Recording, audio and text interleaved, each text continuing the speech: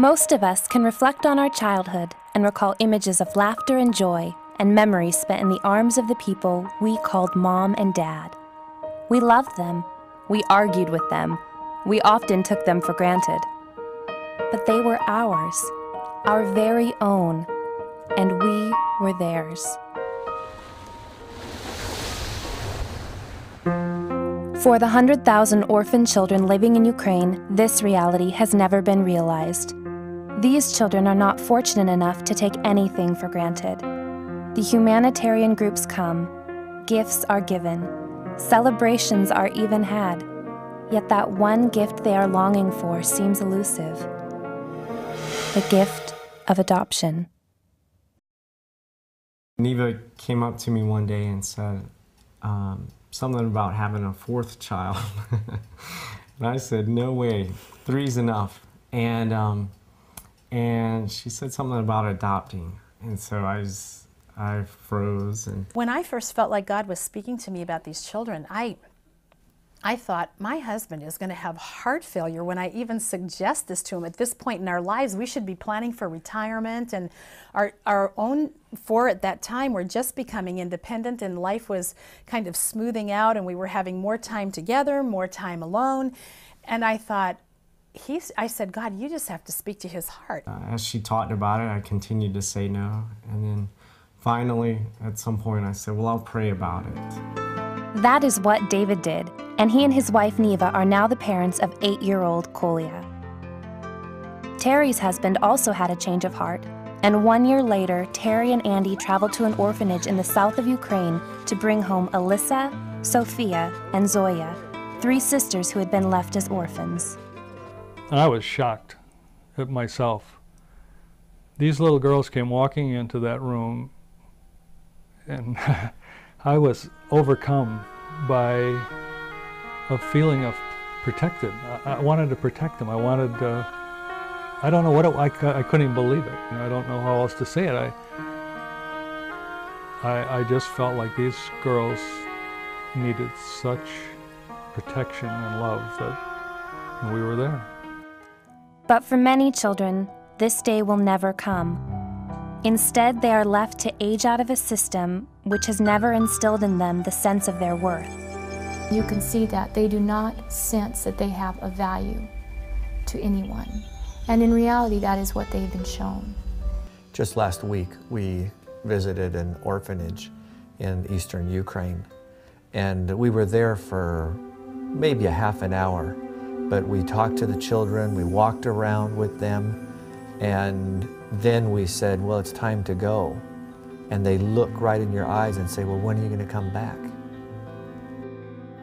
How do you answer that question? When are you going to come back? Growing up in an orphanage, these children learn quickly that they are one of many, not individuals.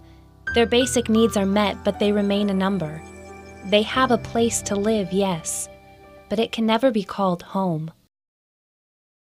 They're not taught to think. They're told what to do each day. They do the same things every day, and there's no thinking involved. They are put in a line to go in to be fed. Food is put before them. They eat quickly, and then they leave. They have no idea where food comes from, that someone has prepared that food and worked to do that. There is no one to kiss them, no one to cover them with a blanket, no one to comfort them. It doesn't mean that all of the people who work at an orphanage are bad people. The thing is, they are just at work. There is a big difference between a woman at work in the orphanage and a mother. Just before we left, we were hugging the girls goodbye, and Elisa, who's the oldest, who I think has a little bit more of a sense of what's gone on here, just kind of came up and gave me a big hug, and she whispered something in Russian in my ear, and the translator happened to be standing next to me, and she said, "Thank you for coming." Because I think she gets it, you know, she understands that they were in a dark place without light. And there was redemption for them, not because of us, but because God has a plan and purpose for their lives. But what about those who have not been so fortunate? who will never have the chance to experience the true love that can be found in a family. These orphans have grown up with things but without precious memories. They've grown up with friends but without a family. And that's the very thing that their hearts are crying out for. The biggest problem that I've seen is that they don't have any idea what family is. I remember one time I asked Kolya, what is a family? And he had a hard time answering. Steve and Christy Weber adopted 4-year-old Victoria 9 years ago. During the first years of bringing her into their home, they were able to teach her the deeper meanings of being in a family.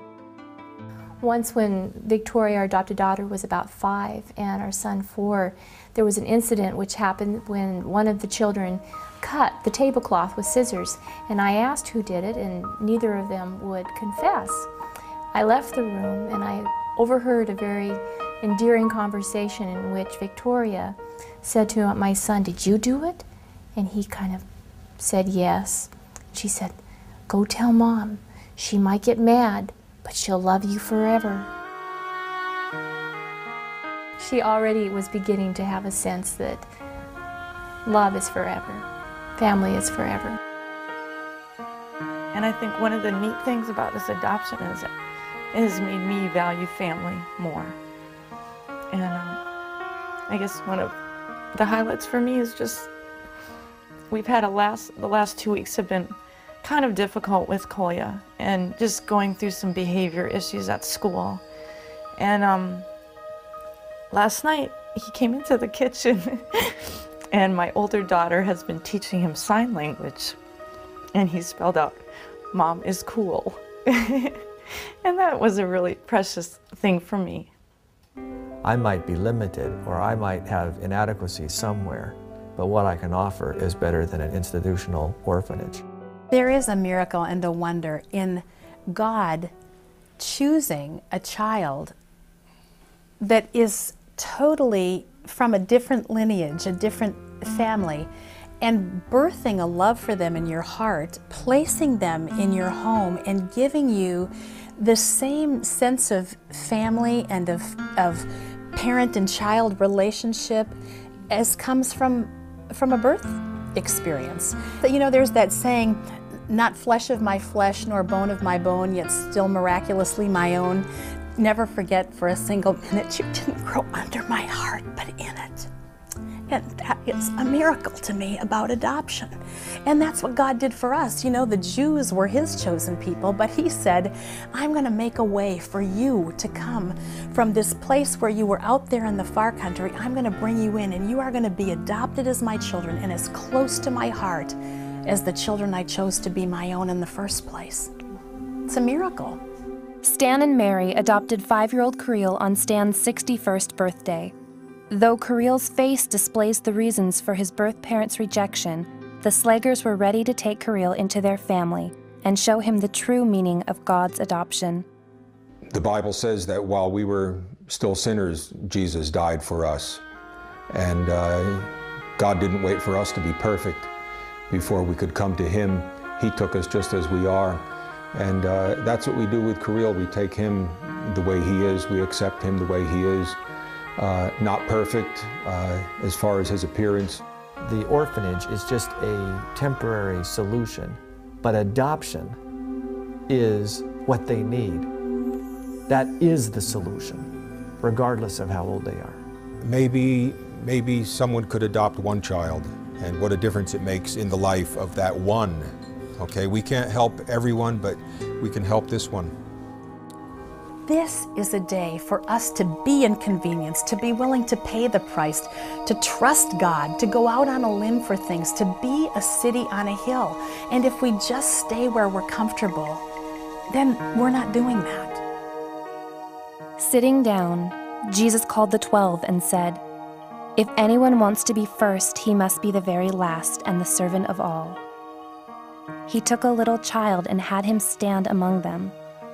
Taking him in his arms, he said to them, "Whoever welcomes one of these little children in my name welcomes me, and whoever welcomes me does not welcome me, but the one who sent me." How do you answer that question? When are you going to come back? when are you going to come back?